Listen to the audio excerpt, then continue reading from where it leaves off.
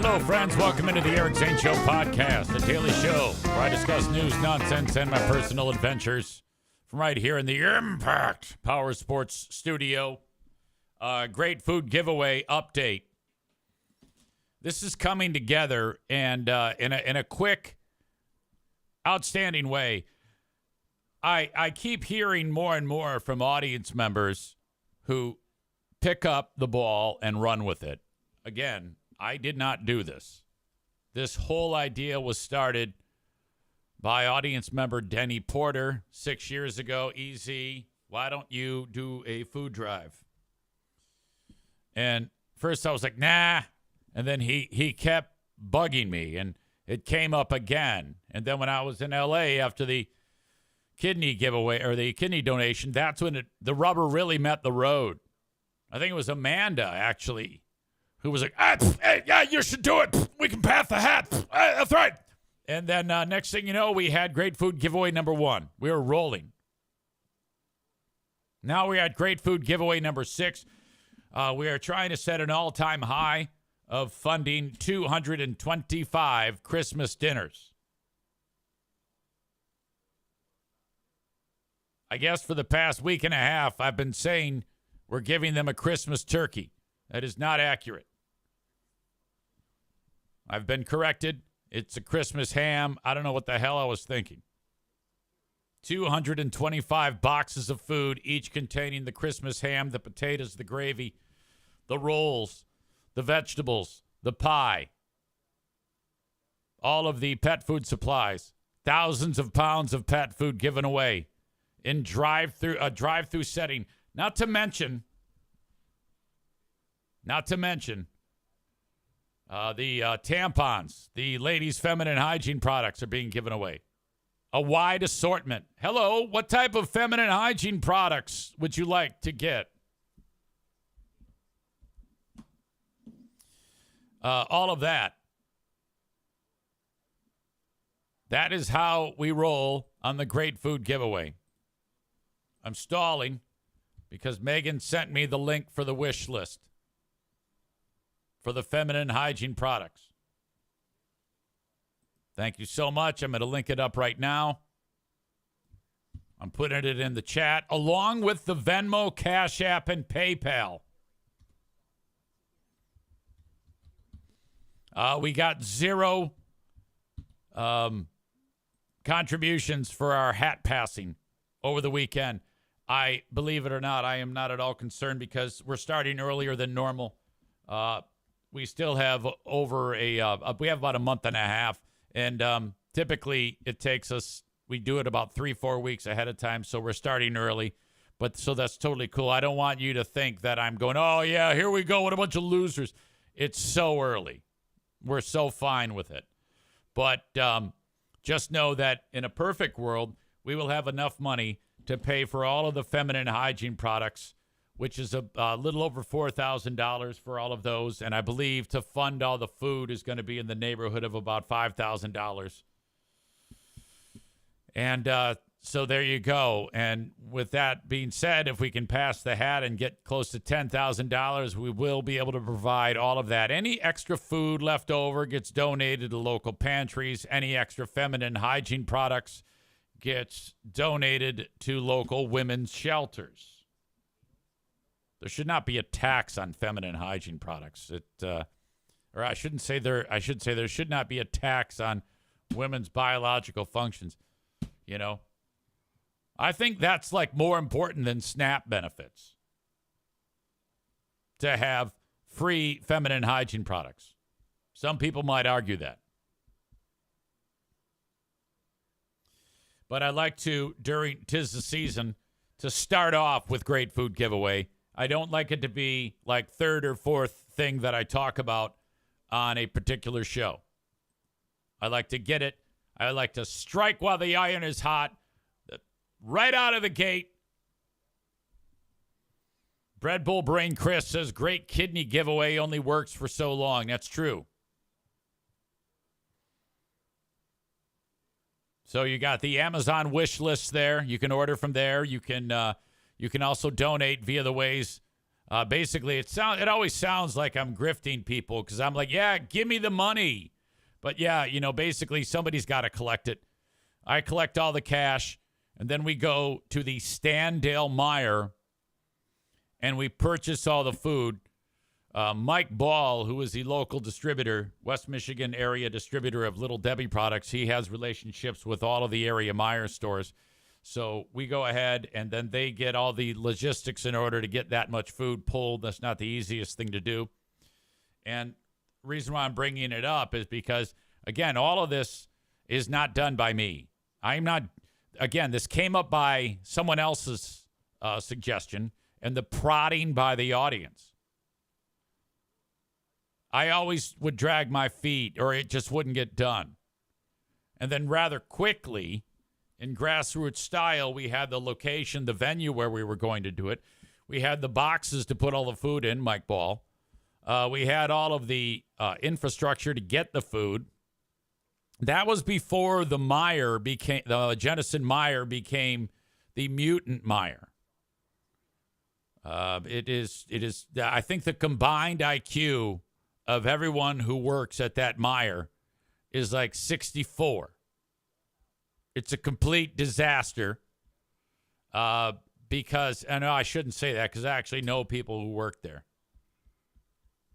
But it's a good joke, so I'm sticking with it. Too bad. That's how jokes go.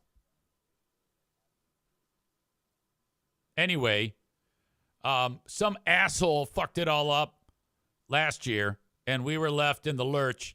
Thank God for the Standale Meyer. They came in and fixed it. So now we buy everything we need to buy at the Standale Meyer.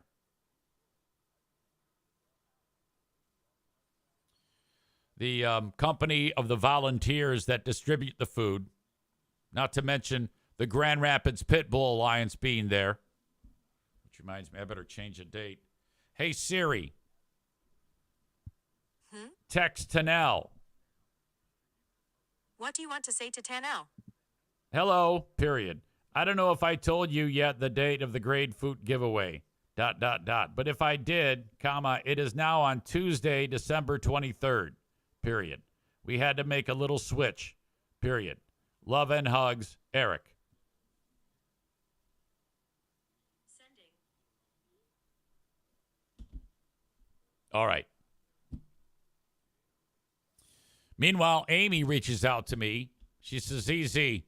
And this is, again, audience empowering themselves. And, hey, Eric, can I help this way? Like I'm going to turn down the help, about a better way to do things. Amy says, "Hey, Zahner. I was thinking about great food giveaway and how we could organize the cars better. I'm thinking we could somehow number them somehow, either with a piece of paper under the windshield wiper or write a number on the windshield with one of those eraser markers, because then when we run back and forth to each car, if each car had a number, it would be easier to find rather than a description. Would you mind if I work with Megan or some kind of process to number the cars like that?" And I'm like, oh, my God, yes. This sounds awesome. Thank you for the idea. I would love it very much if you would tell Megan. Perfect. I think I'm going to have my call center print shop make large numbered laminate cards, and I can place them under the windshield of each car ahead of time. Yes, you see, that's how it works. Okay. Saturday night, we had a pinball party/tournament. Now, not every member of our group participated in the tournament, but that's okay. We had plenty. We had about 30 people in total strutting around pinball land in Rockford, Michigan. Early on, we met at the Rockford Corner Bar, and a couple of amazing things happened. Longtime audience members brought their significant others. It was like significant other day. It was date night. First things first. Rainbow Flag Jeremy was there with his husband, Rico. Now, that's like something that has happened before. That isn't at all a stretch because these two are just wonderful and everybody loves them. Now, last time I saw these two was at the Grand Rapids Pride Festival. It was like 8,000 degrees. So it was good to see them again. And Rico, I went in for the hug. And Rico's, he is an African-American man. And he did something that I didn't know was a thing. Do you remember, like, in that movie Coming to America, the guy who had put the soul glow in his hair? I'm reasonably positive that Rico put soul glow in his hair. Because I went in for the hug, and it was, like, wet. It was super, I was like, all of his afro was, like, on my face, and my face was shiny. I got tons of soul glow on my face. It was fantastic. I should probably call Rainbow Flag Jeremy and ask him about that because it was hysterical. Now, I don't think anybody noticed. But because I wanted to save it for the show, you know, this. Okay, Rainbow Flag Jeremy. Now, he's probably working. Megan says Rico was sitting down. I saw it. Good morning. Hey, it's EC. How are you? You're on the podcast. Good morning. How you doing? Sorry to bother you. Okay, no problem. I went in for the hug on Rico when I saw him there. Yeah. Does he wear some type of like soul glow?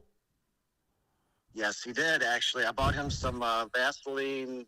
I think it's called Shimmer. It has like glitter in it and shit. It was fantastic. Oh, really? I smelled all perfumey, and my face was like shiny. Wait, you got some of his glow rubbed on you.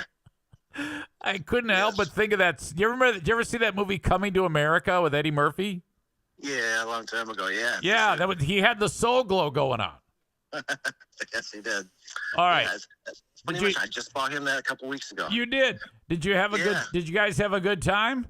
Yes. We will definitely do the next time. Okay. Yeah, that was a good group. We had a ball. Yeah. There's a couple ringers that showed up that couldn't be beat, but yeah, that one guy, 7-0, unbelievable. Yeah, it was pretty. That's okay. Rico had fun. He won a few, he lost a few, but that's okay because he hasn't played pinball in many ages, so that's kind of what we expected. Well, so glad you were part of the group.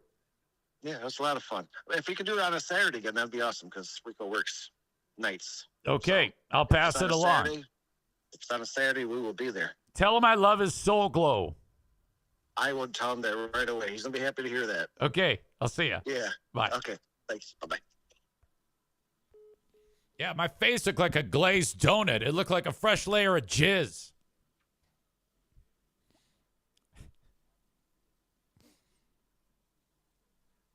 Megan says, I did actually see you run your fingers through his hair on accident. That wasn't an accident.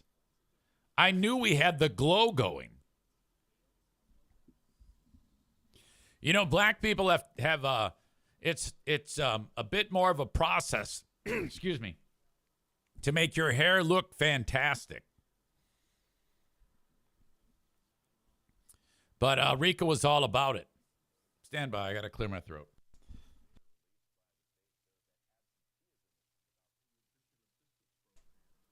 There's something in there. Feels terrible. All right.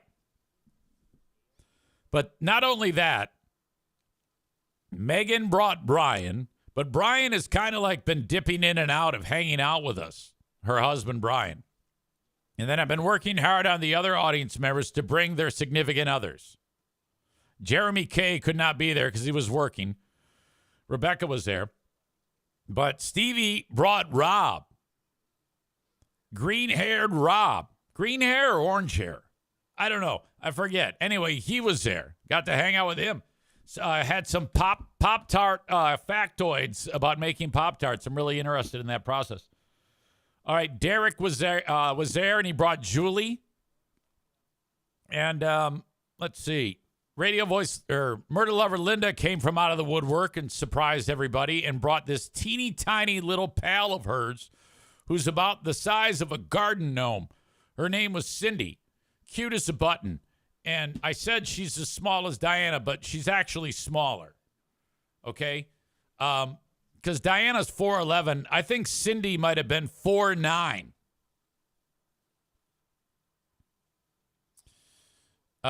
And let's see. Who else was there that I need to talk about? I need to talk about Becca Shea. She's right here. Wait a minute. Hold on a second. Linda says Cindy or Sylvia. It's Sylvia? Oh, shit. And then Maureen says I call her Simbi.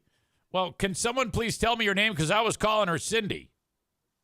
I asked her, I go, what was your name again? She said Cindy. Oh, I get it. You called her Sylvia. It is Cindy. All right, good. I'm glad I fixed that. Anyway, Becca Shea was there, and she brought Kevin. And the only time I'd met her husband, Kevin, was at a Grand Rapids Gold game, and we didn't talk at all. But this guy talks, man. He is a talker, and then I found out what he does for a living. He's a salesman. And right away, I'm like, oh, God, that makes total sense. You smash it, don't you? Sales records dropping all over the place. You ever get somebody like that who just has it, you know? They just, like, because typically when I go somewhere, I would take a back seat to someone like Kevin because he's going to do the heavy lifting. He was holding court. He was funny. He was flirty. And I could just sense that we were orbiting him. And in my mind, he's the guy who shows up and then it's his sandbox and we're playing in it. And I'm like, I love that. It's so no pressure. Dude was so cool. So it was totally significant other day. Also, Nick, the black belt Nick, he brought Mrs. Nick. Totally forget her name. Another little peanut, cute as a button. They brought their son Sean, who had a ball. And who else am I forgetting? This is ridiculous. Amy brought Gary, and I was like, I cannot believe this. Gary is here too. So we had Nick's peanut wife. We had Gary. We had Kevin. We had Rob. Not to mention Rico, Julie, and Brian. So SOs. Rebecca says Derek and his wife. Yeah, I mentioned Derek and Julie. Nick says Mrs. Nick is Marty, M-A-R-T-I, like Marty McFly, but with an I. Spouses missing, Diana and Mrs. Ben, WTF. Exactly. Ben Glaze was there. He had a ball. Ben Glaze, you know how it is, man. I say to him, I go, hey, do you want to, be in the pinball tournament? And this is Ben. I don't know. What do you have to do? I'm scared. I'm like, shut the fuck up. You're going to be in the pinball tournament. Eat a dick. What do you mean, what do you do?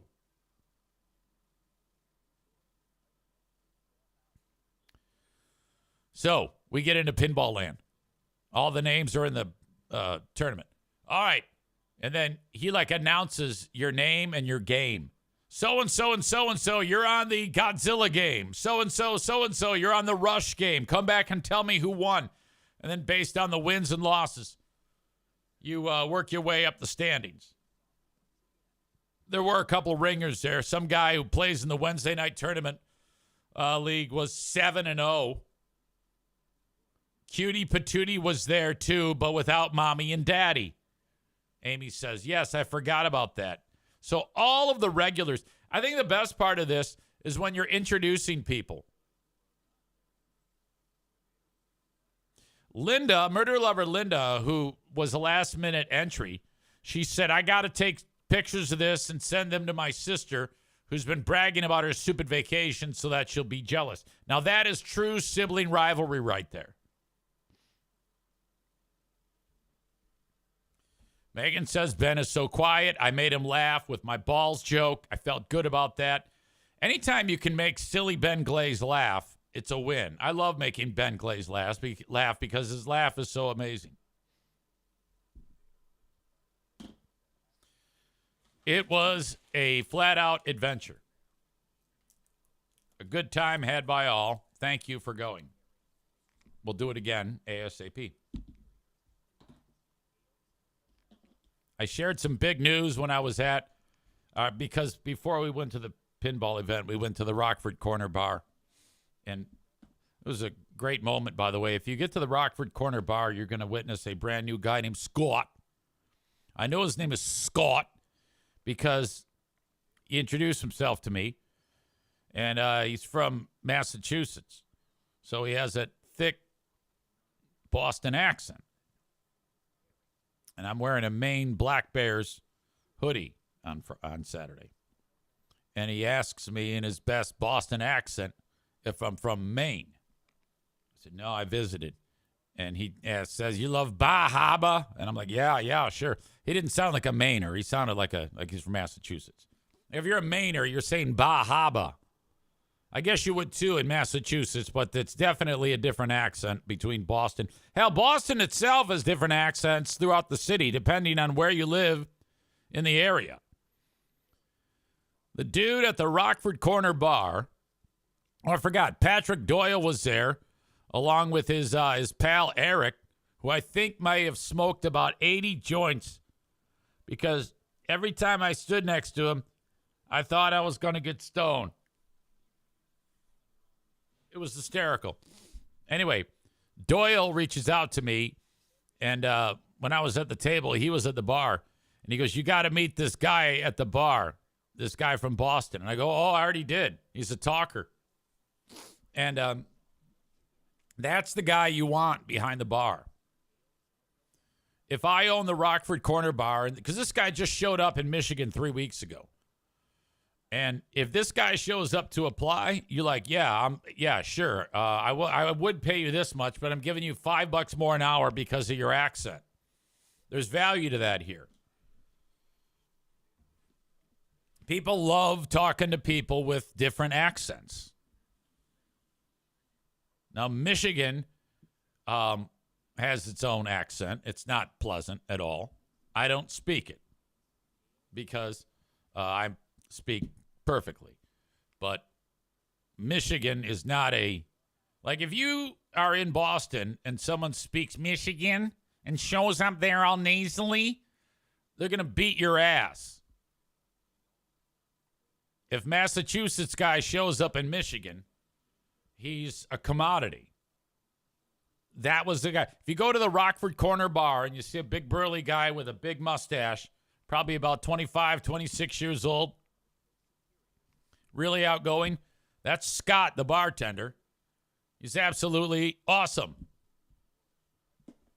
Sees my hoodie, starts conversation, introduces himself. I go, well, what brings you to Michigan? And it's his girlfriend. And whatever reason they wind up here. I think she might have been from here or something like that. And they met out there. I go, you been in Michigan, huh? Just 3 weeks. He goes, yeah. I go, you already got the gig. He goes, I don't fuck around. I got the car. I got the registration. I got the insurance. I got the place to live. I don't fuck around. I go, you're going to kill it here because everybody in Michigan moves on MPT. He goes, what's MPT? I said, that's Michigan People Time. Michigan People Time is not the same as East Coast time. I've lived on the East Coast. It's much faster. You move to Michigan, everybody gears down a second. You will dominate here, whatever it is you do.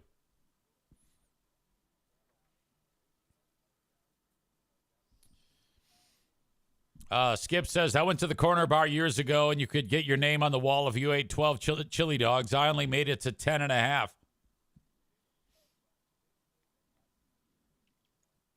Nick says, when I moved back from Alabama, people were in love with the Southern accent. Ben Glaze is here. He says, I said something that almost got me in trouble at the corner bar. I will have to tell that on the Ben and Eric Patreon podcast, which I have not yet scheduled. I should probably do so. Okay. 12th is difficult. The 13th is difficult, and the 14th is difficult, and the 15th is difficult. Okay. Well, I got hockey 12, 13, 14, 15. I got hockey and basketball 5 and 5 days. Shit. All right. I have to think about that.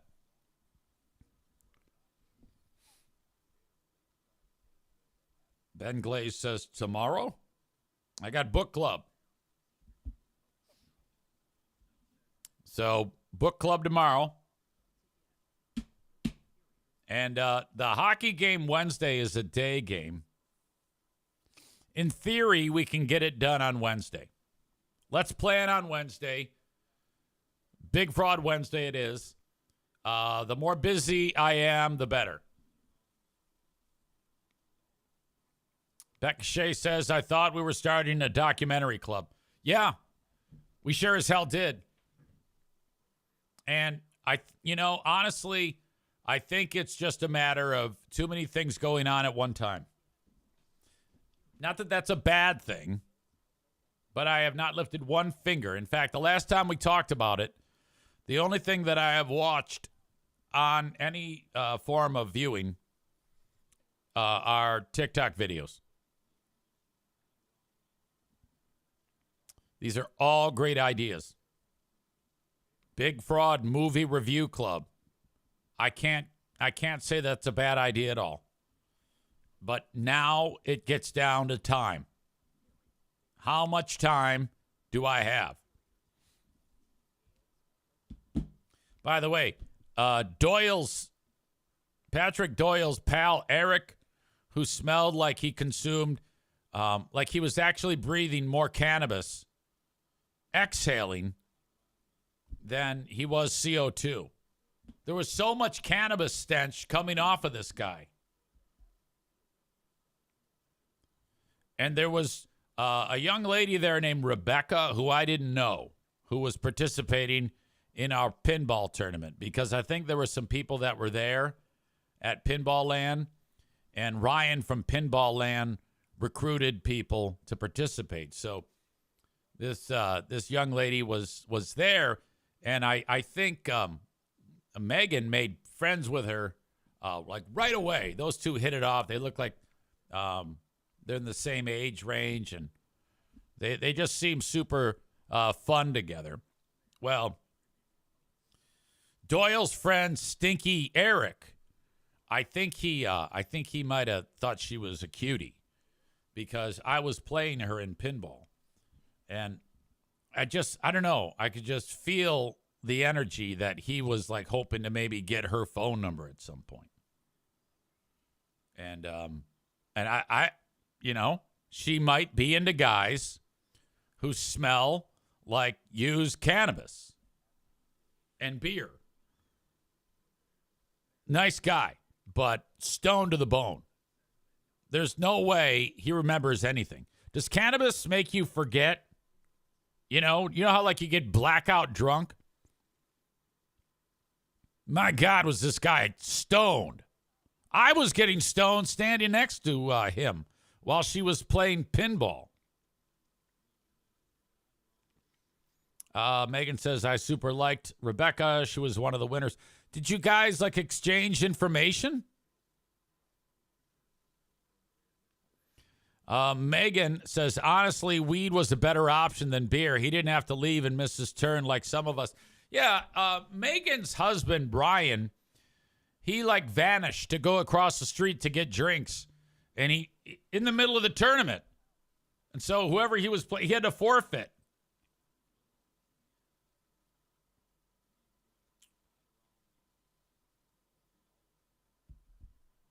All right. Good time had by all. Cannot wait to do it again. While I was there, though, I did share some new information. Becca Shea heard it.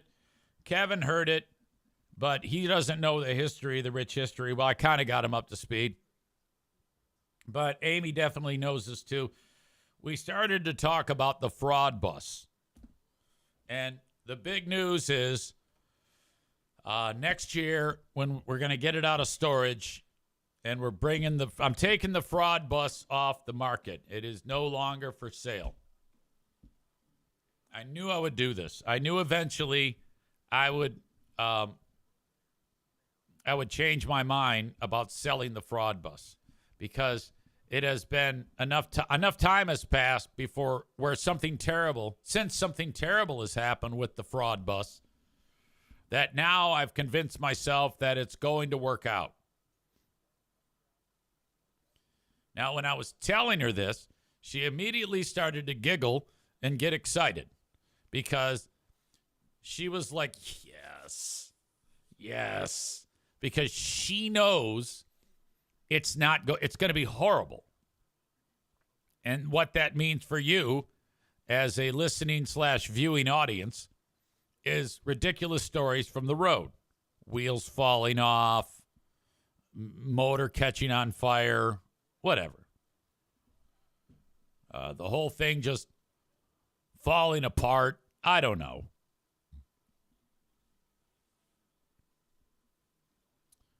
Skip says, don't romanticize the past, EZ. You're going to regret it. Well, okay, whether you... believe me, I'm not. I'm not romanticizing anything. All I'm doing is realizing that I'm screwed either way. First of all, it's just sitting there. And I'm annoyed at that. And if someone does call, that puts the final nail in the coffin and adds to the total that I am out. Dollar amount. Tophus adds, I cannot wait to hear about how the roof is going to fly off, probably. You talk bad about the fraud bus. Of course, no one wants to buy it. Hold on a minute. People have brought that logic up to me. You do understand, dummy, that there's 40 people watching right now, and during a given week, 10,000 people, 10,000 downloads does not mean everybody knows about the fraud bus. I post it on RV Trader and various places like that. It's not like someone's going to look at it and go, oh, that's that one that belongs to Eric Zane, the podcaster. Nobody knows who the fuck I am. So that's a dumb thing to say. All right. So the fraud bus is totally back. In fact, there was a moment because over the weekend, I went over to the place that I store it at, and they actually got it out for me so that I could winterize it. And when I'm doing that, I noticed that on the inside, it was quite dirty. Now, I paid for them to clean the thing. So right away, I'm like, well, that's not good. If they ever did show this to anybody, it's, that's not good to have it dirty like this. So I was annoyed with that, but then I'm like, well, it doesn't matter. I'm going to take it off the market anyway. But I should probably tell them about this. So while I'm wrapping up there on their property, the guy who owns the joint, he's there. And this is a mom and pop place, but it's quite an operation. They have thousands of square feet of space to store. And they're great. They're really great. And so I go, hey, so-and-so, how are you? Hey, man, I'm thinking about taking it off the market. Oh, okay. But I just want to let you know, and I explained to him that it wasn't clean on the inside. And he looks like this, and he goes, you told me not to clean it. And I go, I did? Yep. And I go, I'm not even going to argue with you. Because this happens to me probably 10 times a week. I'm embarrassed I even brought it up. I trust you more than I trust me. And this is yet another example of me just forgetting what the hell is actually going on. And he just laughed it off. Bob says, did they charge you for the cleaning? No. I remember now. At the time, I didn't. At the time, I was like, Bob, you didn't clean it. Now, when I say clean it, I mean it's clean. I remember what I did. I went, hey, no, I don't want to pay for the whole cleaning. You just clean the outside. I'll clean the inside. So what I'm getting at here is I did a shitty job of cleaning the inside and then thought that they fucked it up.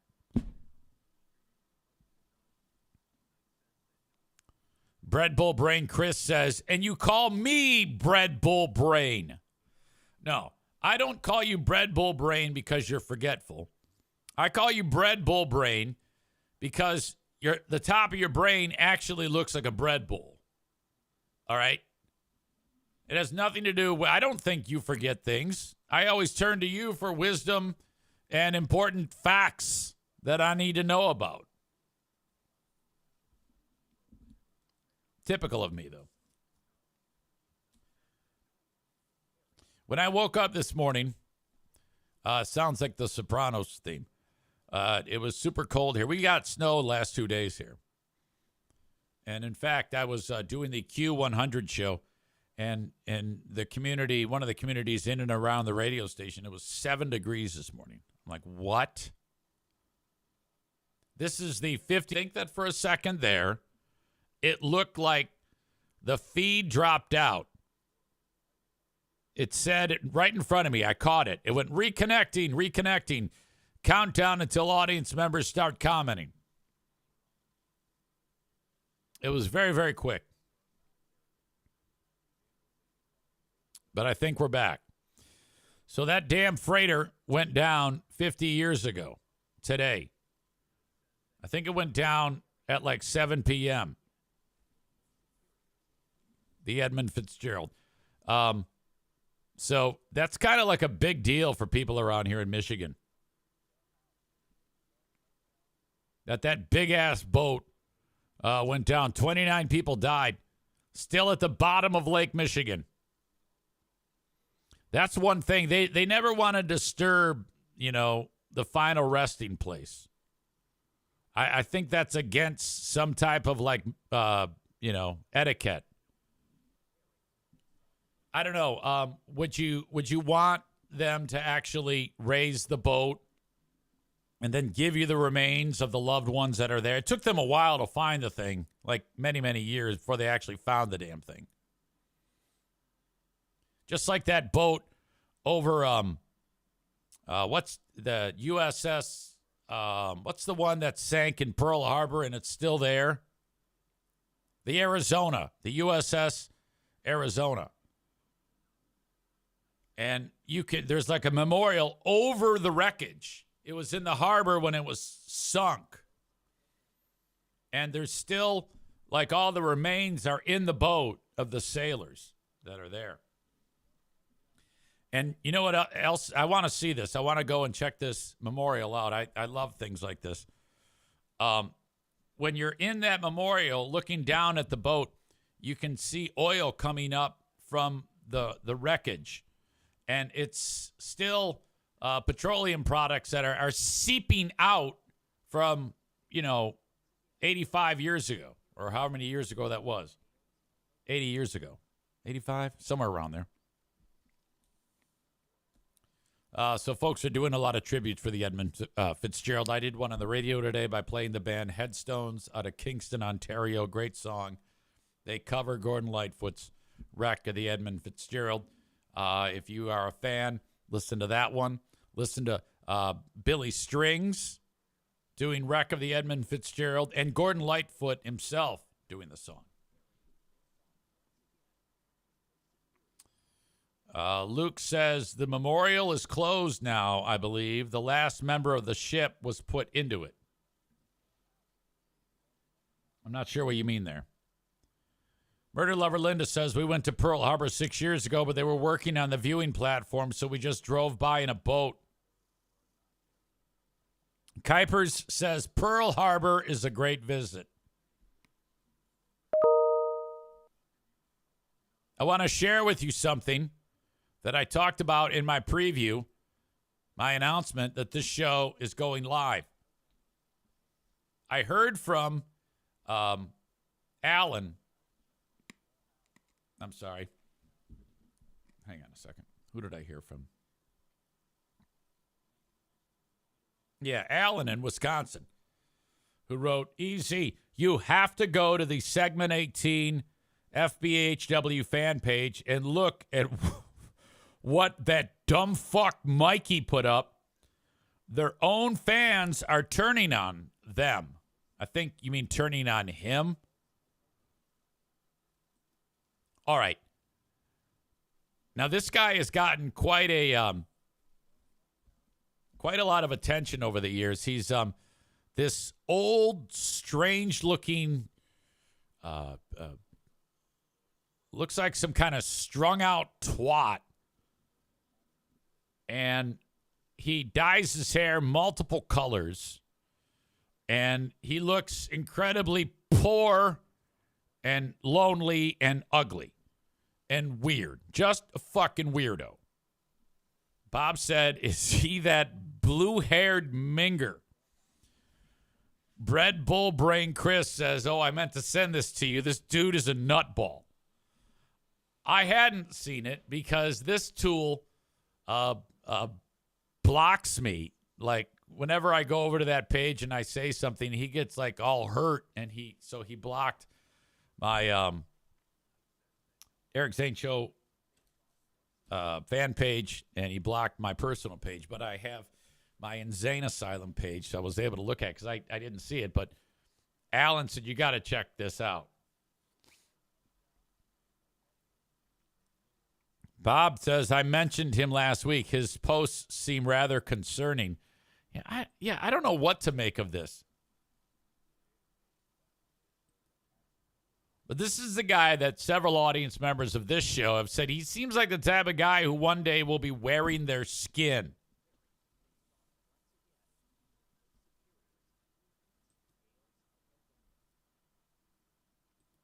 This looks like him with, looks like Steve and Hot Wings with weird looks on their faces, and him. This is the guy right here. He loves these bracelets, loves the colors, loves the hair. Okay. And I guess he did this one time, and I'm not sure what happened to that post, because this time Mikey writes, and he if you look at like his avatar for Facebook, it says, I am Antifa. I am against fascism, just like most Americans. We literally fought a world war over this. So, all right, it gives you a little bit of background. He is Antifa.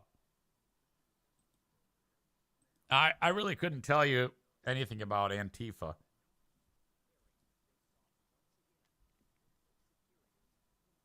But he writes in this post, I'm going to try this again. If you are at a show, I'm assuming he means an upcoming Free Beer and Hot Wings live show, and you need a friend, please come find myself or one of the, it looks like it says band idiots. You know, it's the usual, whatever. It's a group of people. And you will be safe. And you will have a group of friends. Please, no hate, just love.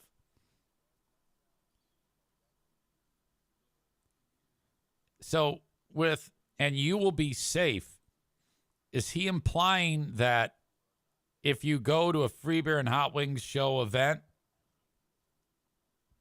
that there's a chance you won't be? Because I don't think that's true.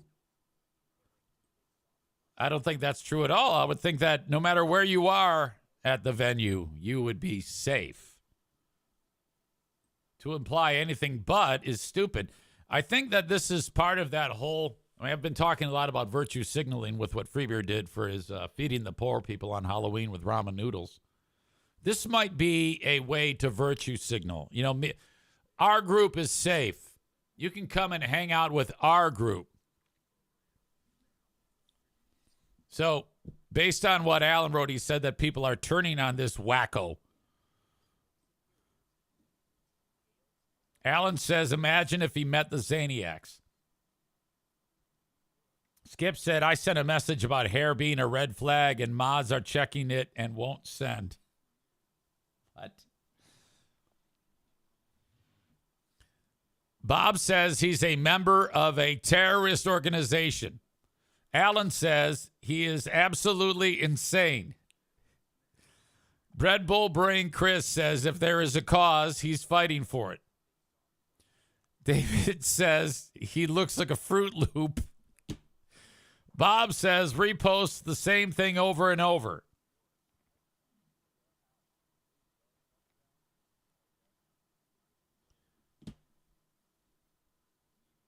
One of their show members, looks like this Kevin guy, says, who goes to a comedy show and needs a safe place? This post is satire, right? Now, that's all you need to get them going. So Mikey here, he picks a fight with this guy. And there are many, many other people that are like this Mikey guy. I've said before, the audience has a large concentration of the lonely, the LARPers, not very clean, not working, very entitled type of blend of people. Morbid obesity is a problem, poverty, substance abuse with a lot of these people. And I guess then, though, somebody started photoshopping Mikey with, that's awesome. That's funny. Him with the Teletubbies. And then he got pissed off at some point. And he wrote, please stop photoshopping me. Please stop photoshopping me in photos that I haven't agreed to. Yeah, that's going to get him to stop. That's really going to get him to stop. Again, if you're at the show, find me or a Banda Idiot member if you are alone or if you don't feel safe. What a fucking square.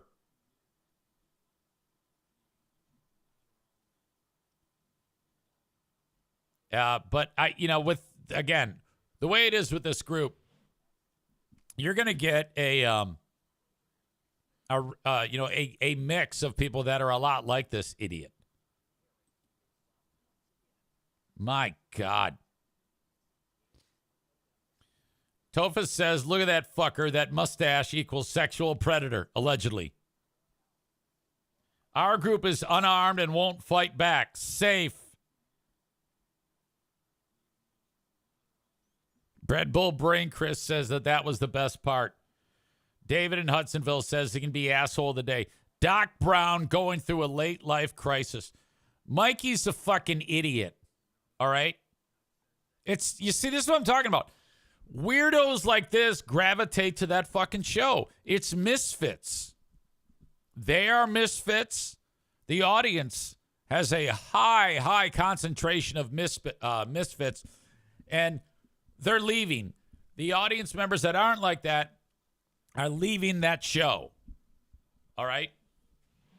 All we need now is some strong ratings decline to really drive that point home. Bob says, what grown adult goes by the name Mikey? Bread Bull Brain Chris says he started threatening to sue for using his picture without his permission.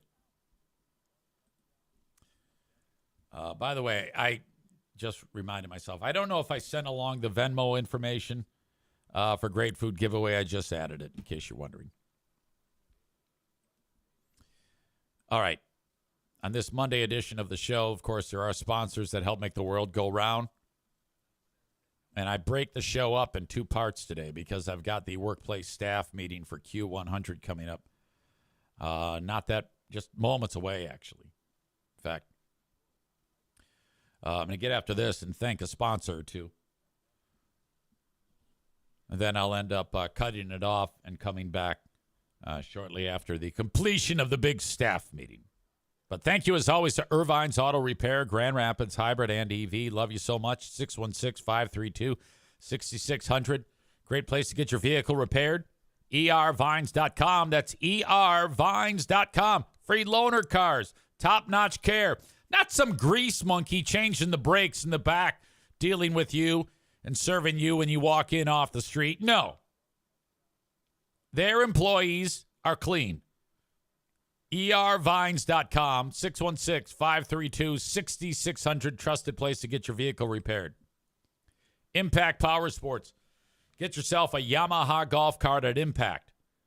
You can also get side-by-sides, ATVs, UTVs, motorcycles, e-bikes, scooters, go-karts. They have it all at Impact Power Sports. Online at impactpowersportsmi.com. They're in Rockford, Michigan. Outstanding selection of all these great products, plus top-of-the-line service department to help you with any of your fun stuff that you need repaired. Impact Power Sports in Rockford, Michigan. Bread Bull Brain Chris says, I'll be calling Irvine's today. Skip's here. He says, I was a misfit, and I realized it, so I quit FBHW and came here. I appreciate you, Skip. Bob says, I'm going to get a haircut during the staff meeting so I don't start looking like Mikey. Fucking ghoul. All right. By the way, I got a note from Adam Balboa, who biggest Rocky Sylvester Stallone fan on the planet. He writes to me that over the weekend, the 40th anniversary of Rocky IV hit, and it was back in theaters. And he went to see the film with his son. And I guess he actually walked away. He's in the theater. He collects everything. He's got like a whole wing of his house dedicated to Rocky stuff. We got the theater display, he says. Then he writes, your RFK impression is my favorite new thing. Did it once. I actually have done it more than once, but the most recent one was the best. The one where the guy passed out in the White House when they were talking about the reduction in the prices of prescription drugs.